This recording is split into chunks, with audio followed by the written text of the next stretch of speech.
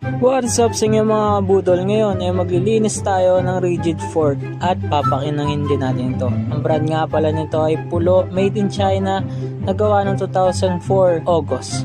Yung weight niya ay 0.78 grams. So, bali nilihan natin siya gamit ng 1000 grit na. So ayan, i-compare na natin. Ito hindi pa to nakaliha at ito ang nakaliha na. So mapapansin nyo, nabawasan na yung mga gas-gas at nag-smooth na siya. So dito kailangan pang iliha. Bale kakatapos lang natin iliha yung buong fork. So kaya ang susunod na hakbang ay papakinangin natin to gamit ang Pledge Metal Polish. Bale lagay-lagay lang, mga patak-patak muna.